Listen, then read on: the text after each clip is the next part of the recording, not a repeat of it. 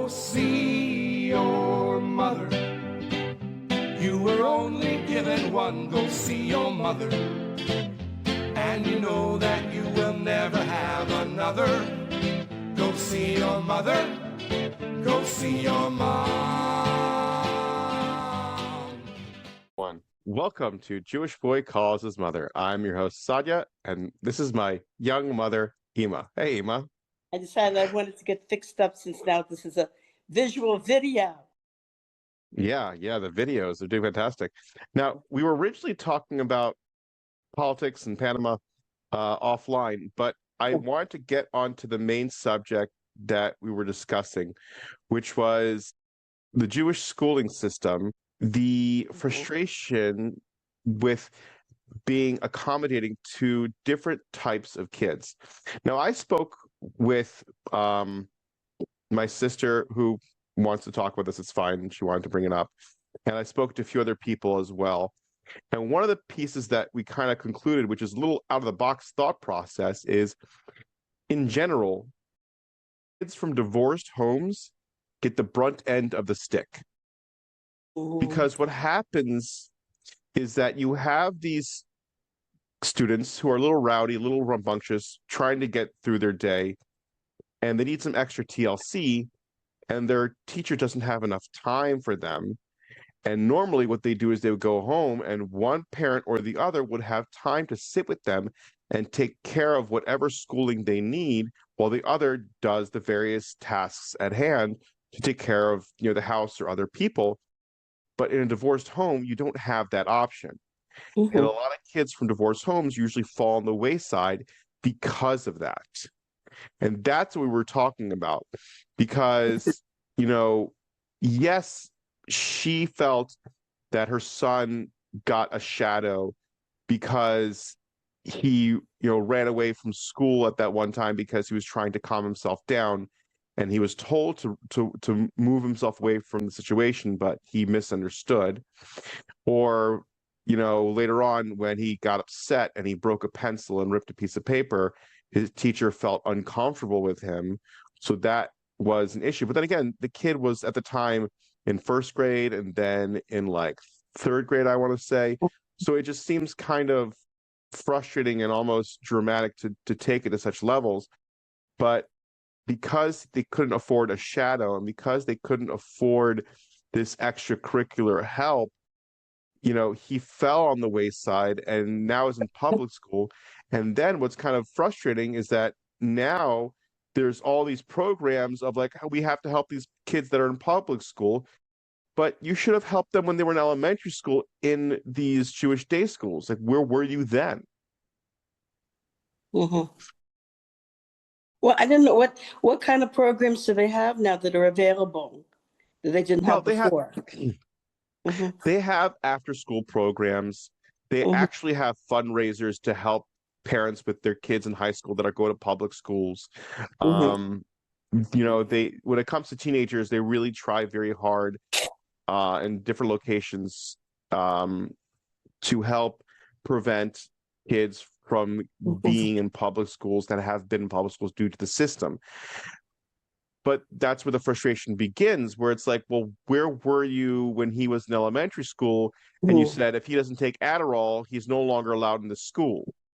Where were you when you were, you told them that he needed to have a shadow all day, every day. And if not, he's not allowed in the school, or like, it's just, it sounds a little redundant. I know she also told me that she found out also that there were some teachers that were actually having the shadow teach him rather than them teaching him, which is what, you're paying for in yeshiva, for the teacher to teach them, and that they were having the shadow do it, who was not a certified teacher. That's another thing. I just feel in general that there's a very serious problem with the Jewish schools.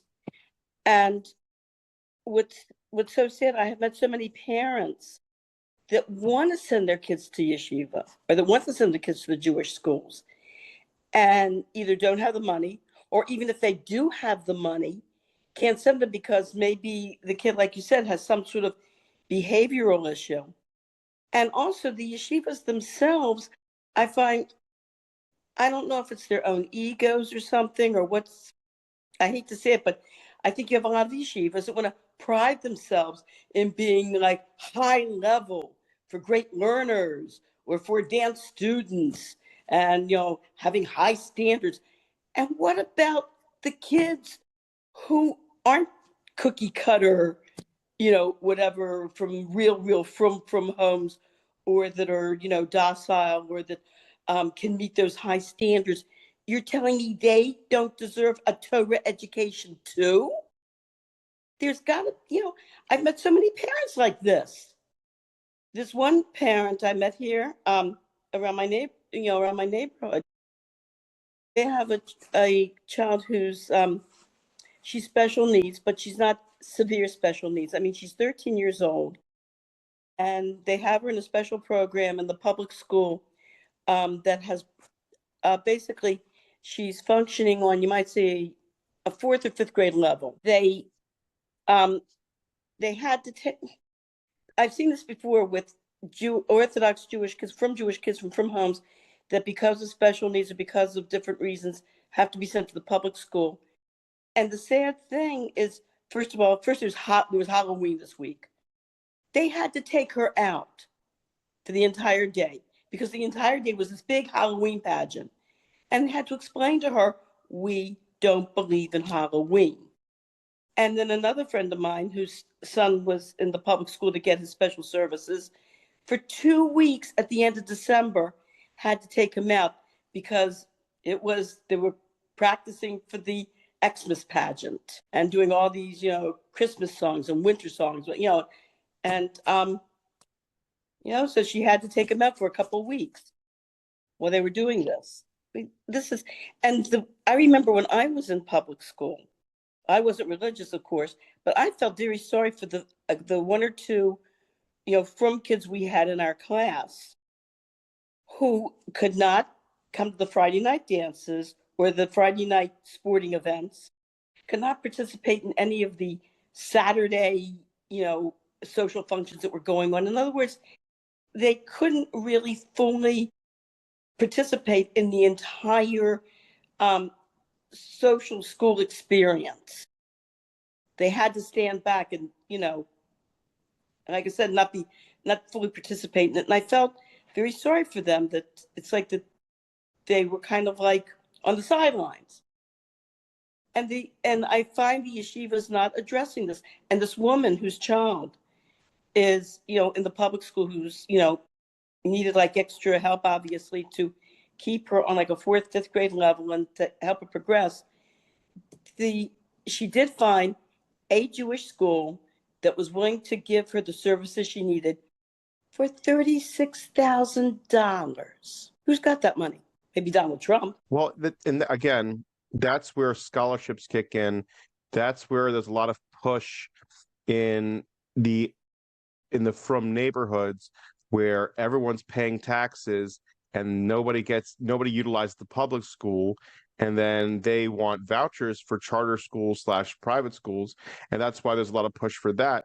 And it is very frustrating. I mean, I don't know where my future is going to be with my child. I don't know where that's going to go, but I'm starting to see some, like, like a sun. You see a sunrise, and before you see the sunrise, you see the rays of the sun, the reflection of it.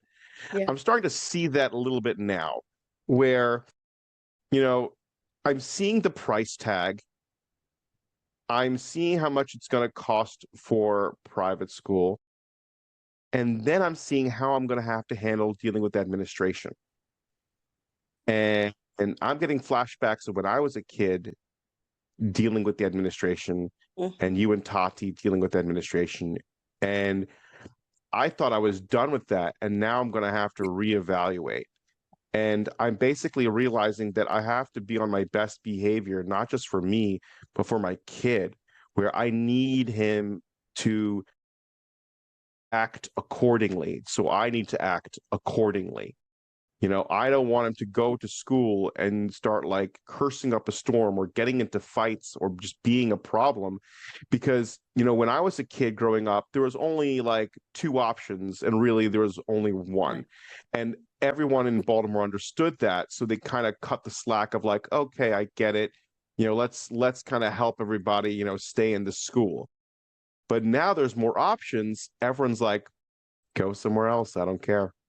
Mhm. Like we're not the only place for you. Maybe if it's not a good fit, go somewhere else. And I don't want to deal with that conversation. But even with the other options, for some reason, I've seen this also in New York and New Jersey. Yes, there are other options. There are other schools, plenty of other schools. But even those other options, for some reason, these schools still want to keep like their high standards. It's It's like what's I haven't seen any schools that are willing to work with kids that are more middle of the road. I honestly I had this feeling. I was talking to some people today where I'm like, and I said that's why I said it just recently, where like I feel like the from schools have created less of a tolerance for people, Yeah. than more of a tolerance when I was growing up. Like when I And was growing up, there was more options in a way of like ways to work with you. Like I had a tutor. I had trouble learning in school, just like anybody else. I had my ADHD. I had my, couldn't sit still in class, dealing with everything else. And I was taken out for like one-on-one learning at like once a week. You were able to learn with me and teach me stuff. I would go to a tutor like at nighttime as well. And eventually things clicked, and by high school I was good to go. But again, that goes back to what I was saying before: is that you need a two parent household, and one parent being able to devote their time and energy to teach the kid, while the other parent does what they need to do. And if you don't have that option, you're already halfway behind, you're already behind the eight ball. Mhm. And that's where it gets difficult. And, like, I hope I'm lucky enough where my kid's going to be fine and gets along with other kids and works well with others and not deal with anything. But like, I switched schools midway through when I was a kid, and midway through elementary school. Yeah. I had that experience as well, and it's just like it's very scary to see that security blanket of my understanding of, the patience that the principals and the rabbis and everyone else had with me and other students is not really there right now. Yeah, which is ironic because one of the problems many years ago when I was a kid and before I was born that people complained about was you had these most of your Hebrew teachers, especially in the boys, well, girls, Hebrew education for girls really didn't get underway until after World War II. Or actually, World War II was late 1930s was when they started actually having Talmud Torah for girls. Because my aunt, as my mother's younger sister, who was like 10 years younger than she was, Hebrew, and I was surprised because my mother and her sister didn't read Hebrew at all because there was no education whatsoever for Jewish girls. And when I saw my aunt reading Hebrew, I said, "Hey, you know how to read Hebrew?" She goes, "Yeah, I went to Hebrew school." And she grew up during like, she was born, I think, like 1932, 34, something like that. So by World War II, they were already starting. Beis Yaakov wasn't established in Baltimore till like the early 1950s, early 1950s. And so most of the teachers were European, were Holocaust survivors, and they were raised in Europe by very, very frum families, and had a very hard time relating to the American students. And I was talking to another woman about this, and she was saying she can't understand the irony about what's going on now in our Jewish schools, of the rebbeim there and the teachers not relating to the students. She goes, rebbeim and these teachers were born and raised in the United States and the American culture. They should be able to relate to these kids. And they're not. For some reason, they are not connecting with them. I think honestly, And I'm going to go ahead. I'm going to go ahead and pause for a second and hit the reverse. When you have a system, yeah, right. When you have a system that's trying to teach kids how to act a certain way, how to talk a certain way, how to be a certain way, and the kids just not listening and getting it, and you offer different programs to help them, and it's just not working, at some point you just have to stop and say, I don't know what else to do. You got to go somewhere else. You know, figure it out on your, this is a whole other issue, you know, like, because I'm talking really with outdated perspective and a one-sided understanding of this, you know. But I think the school that I went to today still has that warm understanding of kids that are going through stuff. And I think, unfortunately, there's cracks in general, and some kids just fall through the cracks. And I know there's like this zero tolerance of like, we shouldn't let anyone fall through the cracks, but that's just life. You know, there were plenty of kids that I remember that like unfortunately went to public school because they just weren't fitting into the system, and they just stopped trying to fit into the system. You know, and if you're and if you have other kids from other parts of Yiddishkeit going to the school, you need to keep everyone even keeled. You need to keep, you know, a standard. And if you can't reach that standard, then I'm sorry, you're gonna have to go. And this is a selling point. This still is on some level of business. They need to make money. And to be honest, I spoke to a few people, a few teachers and administrators of schools, and they actually break even every year, and they make money from alumni and fundraisers. And that's it. So you have these people that are trying their best, trying to teach these kids, you know, how to act appropriately, how to behave, you know, telling the parents, hey, he might need to be on medication, put him on medication. Or, hey, he needs someone to watch him because he's a flight risk because he ran away from school. Like, we can't take that chance, unfortunately, you know? And then you have parents that just get all upset about it and defensive, but I'm sorry, but that's just the way it works. Now, I'm not trying to, you know, disregard other parents' feelings or emotions and experiences, but I have to look on the opposite side of the same coin to get a more rounded perspective. And the way I see it, I think the administrators try their best. They're always getting better.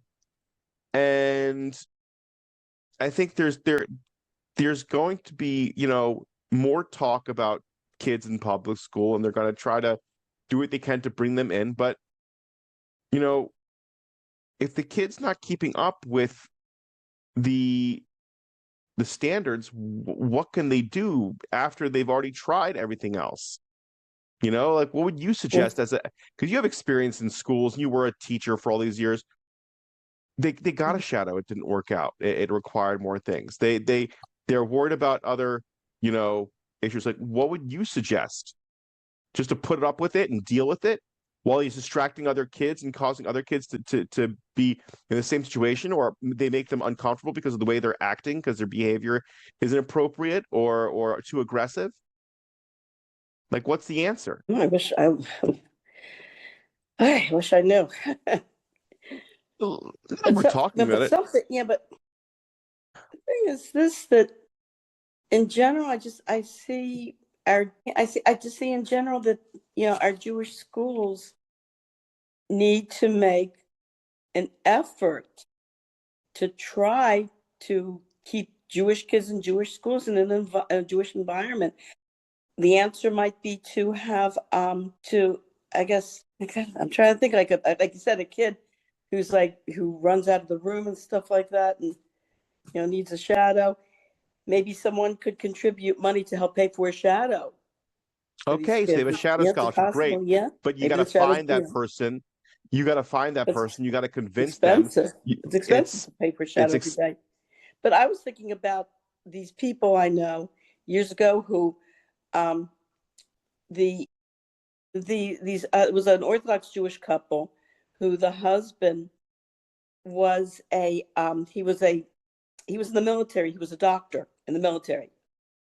So the wife, naturally, as an Orthodox Jewish couple, when they were having kids, they did not want to send their kids to the regular, military school on base because, for obvious reasons, their kids needed, Jewish education. So she homeschooled them. Finally, he was finally placed more, permanently in the Jewish community. And when they applied to the local Jewish school there, when they saw that this was this father had been in the military, I don't know what they assumed, but they refused to accept their kids. But she was, they didn't even test them. She kept saying, "I've been working with my kids. They know the Hebrew studies. Please, can you at least test what they refused to even interview these people. Maybe they assumed they weren't Jewish. I don't know what, because they saw the guy was in the military. But they could have. He was a Jewish, and they had the money. Jewish family with the money to give for the tuition, to spend on the tuition, and the school refuses to even deal with them. I'd be curious enough to know why. I can't imagine it was a blanket statement of just elitism or disinterest or like a xenophobia. I'd have to think it had to be something else that they felt it wouldn't be a good fit, or they don't want to mess with it, or they don't want to deal with something or another. You know, I'm just trying to be Don Lachas because I, Mhm. I I just I can't in all honesty really think these schools are out to get these kids and they're trying to like screw them over. They're not. They're really not. And I've growing up being in that situation where I had struggled with school and my teachers and my principal worked a lot with me to stay in school and help me stay in school and reinstated me in school multiple times when I've had like behavioral issues or whatever, where it's just like you're just trying to because you're either a rowdy teenager or a rowdy young kid and you just have these Mhm. like problems with getting into fights or whatnot. Like you definitely understand like these I've seen hardcore patience and care from the schools that I went to. Mhm. That's good. Major patience and care. and That's and I can't Mhm. I can't let this feeling go where it's just like, oh, these teachers just don't care anymore. Like I think it's just overwhelming. I think the numbers, like the community has been growing like crazy. Mhm. The numbers are really high up there when it comes to the population growth and the people in the schools. And it's like if you have a couple that's pinned against each other, divorced, trying to go ahead and work together for a kid, for their child while they're having their own hashkafa issues and things like that. Like that could be another factor. I'll be honest with you, like when I got in trouble, I still don't know what Tati said to the principals and in school. But Mhm. after he'd have a meeting with them, I'd be back in school in no time and just like again doing my best and doing what I can. But like I don't know. I'm I don't want to say it so harshly of like you're not working hard enough to get to help your kid because they're definitely working very hard. But it's just like either I was very, very lucky, the administration was very understanding, and it was the right place, right time. And I think some kids just fall through the cracks. And the only way to do is, I guess, have a scholarship for in my opinion, create smaller classrooms. I think having 25-person classrooms are very difficult to deal with.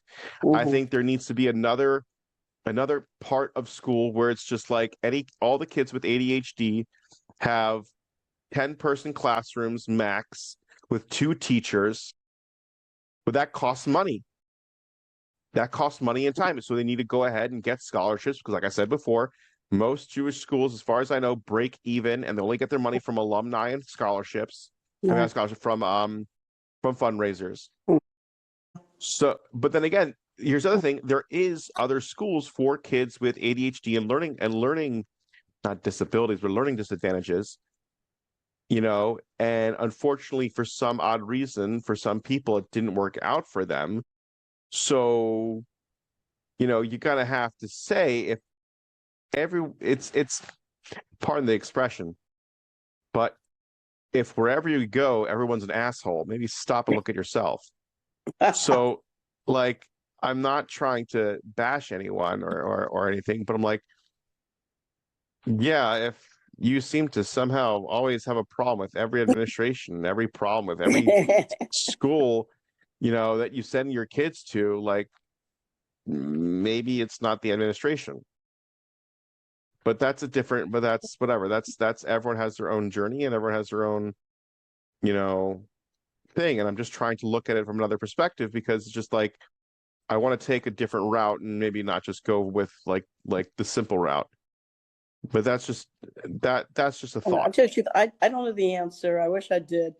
But I just feel that our Jewish institutions have got to make more of an effort to be more inclusive. I think they do.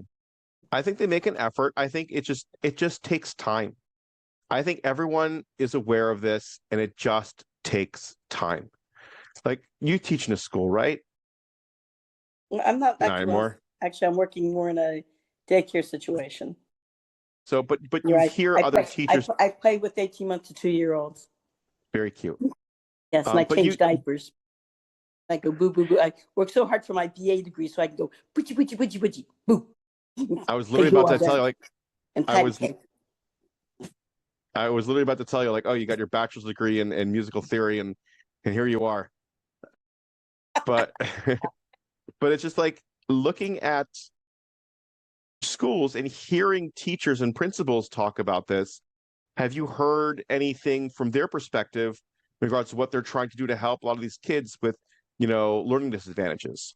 Actually, no. I haven't really spoken that much to. Well, I haven't really spoken that much to them about the subject. Usually, I don't. I don't get a chance to really talk to them that much. I mean, we usually, get there in the morning. We get to, we go to our different classrooms or areas, where we're working. And then there's, a lunch break where we're just kind of like, hi, goodbye, get my lunch and get back, get my lunch, eat it and get back type thing. It's a good question. I really haven't spoken to them about that. Maybe I should. Be very interesting. I think if you do, you'd be very surprised that it is on their mind and they're trying. It's just when you're trying to move a boulder, it's going to take some time. Mm-hmm. And a lot of schools, what they need are donors, and they need people to pay. They need because you have plenty of kids on scholarship, and some kids they don't pay tuition, and because it's a dire situation, the school lets it slide. Mm-hmm. And then that's why it's like you have this issue where money talks. You're going to have to start, dealing with that. And you don't like something, you have to start paying for something else. And it's like, it's the reality of it where you want something, you're going to have to do what they tell you. And what they're telling you to do is to conform. And you have to stop with this idea like you're looking for individuality when they're like, we need you to act a certain way, to be a certain way, to be with us. It's just plain and simple. And you can't go ahead and throw up your arms and be like, well, I want to do whatever I want to do. I'm like, well, that's great. Then you don't have to be here. I know one thing, though, that many of the teachers who are older in my age bracket have noticed, and that is that when we were younger teachers, we had a lot of classroom problems that we were just expected to have to deal with. We had to deal with it. Now, they said the younger teachers now, are not dealing with it. These kids that are creating problems are just, they're taken out, and the teachers are not dealing with it. Yeah, I can definitely admit to you that the way I've noticed is that there is a zero tolerance for misbehaviors that back in the day they would have either let it slide, ignored it, or had a conversation. And I don't know if it's a good thing or a bad thing that they're having a zero tolerance, because that was something that like I was talking to a few people about today, and that's when I realized like they cut more slack when I was a kid. And like that's what like we're circling back to what we talked about originally, where it's just like they had more slack back in the day, where it's like one kid's misbehaving, they'll handle it, they'll deal with it, they'll talk to the teachers, the parents or whatnot.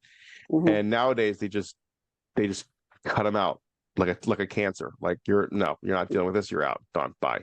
I don't know how good it is or bad it is, because does the kid then learn and suffer the consequences and get better, because how do you handle a kid who's misbehaving constantly, you're trying to teach, And I once heard some educator talking in general about educational techniques, and that he said expecting these kids to sit at a desk for hours. He says this is not normal child behavior, and not only that, it's not healthy. The kids need to be up and moving. That's like a natural, that's nature. And that he felt that that the educational system was basically trying to fight nature. That wherever you can institute, wherever you can take your subject matter and somehow institute some type of physical movement or art or music, whatever, in what you're teaching, that this is what you should try to do. Yeah, I mean, I think there are like subjects that you can do that you can actually do that with.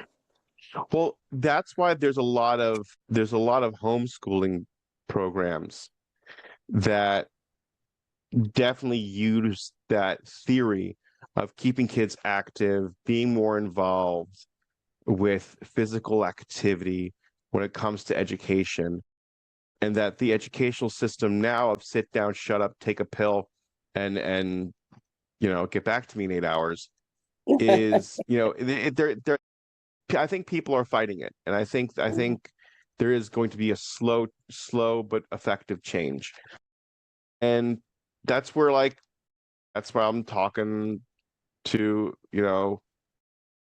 my wife about like, well, where because it's going to be this next step, and we're thinking more of a hands-on Montessori experience at first, because that at least helps the kid maintain activity.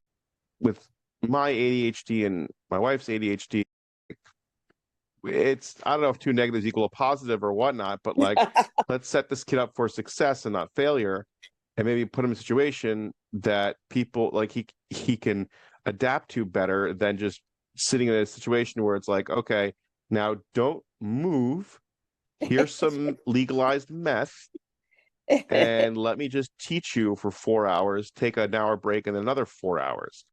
Like, okay, what are you doing here? Like it just so happens that every single kid has this ADHD problem of not sitting still and don't like dealing with this method of teaching.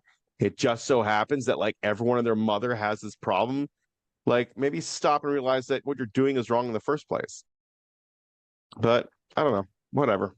Hey, we'll take it. We'll play it by ear and see what happens. Yeah. You never know what education, like you said, yeshivas are opening up. The Baltimore Jewish community is growing, and you don't know what schools will be available at the time. Yeah. Things can change in a heartbeat.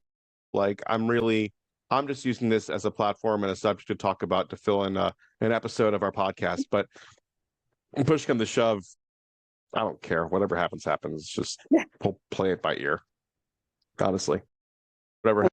I just think in general, our Jewish schools, an elitist attitude has no place among our Jewish people. It's Torah Tziva Lanu Moshe Morasha Kehilas Yaakov. Okay, the story of Reb Yanai. Remember that story from the Gemara where he thought somebody was a Torah scholar. Yes. Yeah, should we say? Can we talk about the story? Tell the story. Tell the story.